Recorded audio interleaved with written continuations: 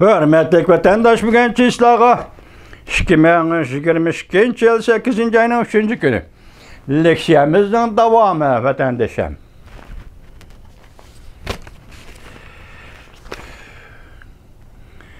Çünkü Tayvan'ı iqtisadi besim işiltibatıda. Hatta bütün dünyadaki şirketlerge besim işiltip Tayvan bilen bolgan münasebetlerini üzüp taşla devatıda. Çünkü tizleştiriyotgan tecavüzge duş gelgende biz yani Amerika Devlet Meclisi vekiller ümmiki nait uçuk bayanat dep qarlışımız gerek. Dünya Tayvan'ı besim işiltibatqanda biz Tayvan'ı ziyaret qilamiz deb keldik. Amerika Qo'shma Shtatlar Davlat Majlisining vakillar umiga şunu bizni bayanat deb qarashinglar kerak. Yani Amerika bizning demokratik şerikimiz.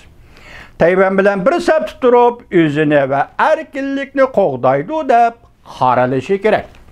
30 yil burun Amerika Davlat Majlisidagi partiya mansublariga vakil bo'lib, Jungo'ga ziyoratga borgan edim. Biz Tiananmen maydonida oq xat yozilgan bir qora bayroqni chiqardik. Qora bayroqqa yozilgan oq xat Jungo'ning demokratiyasi uchun qurbon bo'lganlarga hurmatimizni bildiramiz deb yozilgan edi. Biz Tiananmen maydonidan ayrildigan chaqda Saqchi formasi kiygan saqchilar bizni qo'g'lab yetib keldi. Shundan keyin Xi Jinping raisning huquqni tizginlashiga ergishib, Xi Jinpingga yaqinda gapchimi?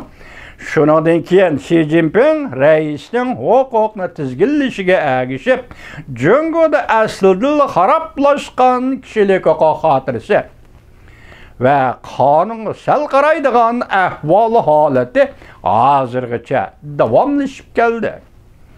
Çünkü Kompartiyasining Hong Kongning kishilik huquqi erkinligini dafsanda qilishi, bostirishi ve Katolik dini popini qo'lga olishi, bir davlat ikki xil tuzum to'g'risida bergan va'dasini axlat sandig'iga cho'rib o'tdi. Tibetda Çünkü Kompartiyasi bir meydan hareketga rahbarlik qilib, Tibet xalqining ana tilini, madaniyatini, diniy e'tiqod va salohiyatini bo'g'ib tashladi. Çünkü Kompartiyasi Xinjiangda mustamlika Uyg'uristonda dal hozir Uyg'urlarga ve başka milletlerge qaratgan irqiy yo'qotish siyosetini davomlashtiryapti. Butkul Jungo'da Jungo Kompartiyasi siyosiy hokimiyatga qarshi fikr qilgan kishilarni, faoliyatchilarni qo'lga olyapti. Diniy e'tiqod doiralarini ve başka ishonguchilarni qarshi tursalar qo'lga olyapti.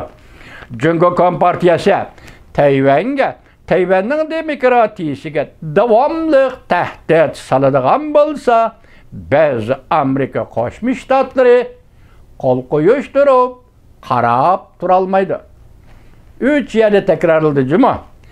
Qo'l qo'yishtirib, qarab tura olmaymiz.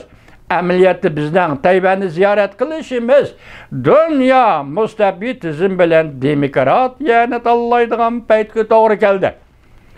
Bizning Rusiyaning Ukrainaga tajovuz qilishiga ergishib, bu urushda minglagan, 10 minglagan Ukrainaliklar va bolalar hayotidan ayrildi.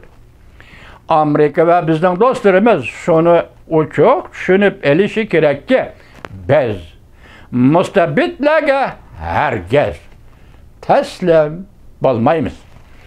4. ayda men vakillar mümkini başlap Ukraynaga, yani Kiev şehriga yetib kelganda Prezident Zelenskiyga Ukrayna uchun ve bütün dunyoning demokratiyasi uchun urush qilayotganligiga qoyil bo'lganligimni bildirgan edim. Bugun Tayvanni ziyorat qilish orqali biz demokratiya to'g'risida bergan qasamlarimizni amaliyleştirdik. Tayvanni hurmat qiladiganligimizni ve barlıq demokratik devletlerinin erkinligine hürmet kılıdığanlığımızı bildirdik. Avam Palata Başkanı Nancy Pelosi hanımның Tayvan'ı ziyaret kılışı doğrusudur ki, leksiyalarımız ayaklaştı.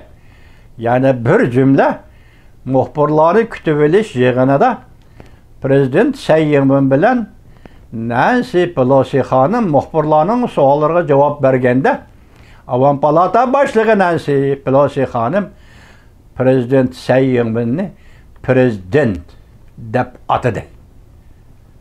Bu söz nima uchun qistirib qo'ydim vatandoshim?